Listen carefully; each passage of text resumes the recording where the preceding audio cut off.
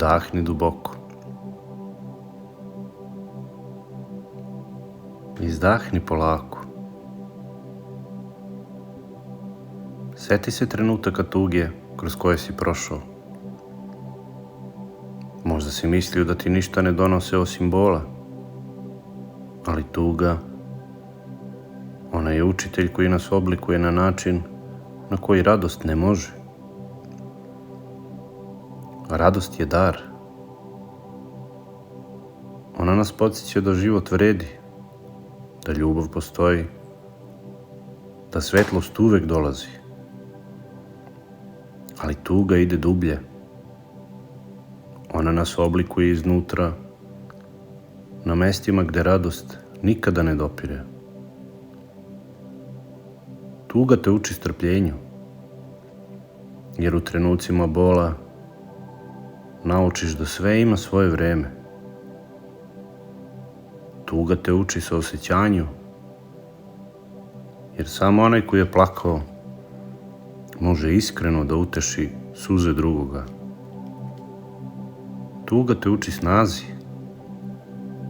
jer svaki put kada misliš da nećeš moći, a nastaviš dalje, tvoje srce postaje veće. Radost ti daje osmeh,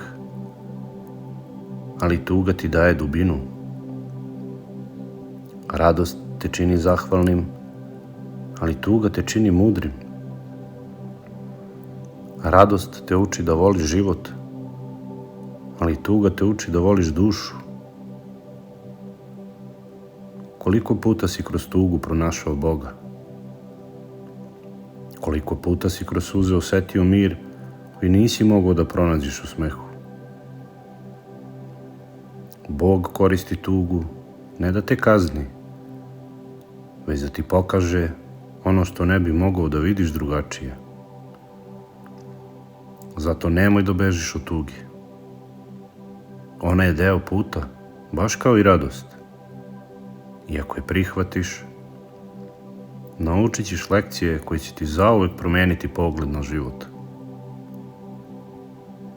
Tuga ti neće oduzeti svetlost. Ona će te naučiti da je ceniš. I neće ti oduzeti ljubav. Naučit će te da voliš dublje, iskrenije, čistije. Zato,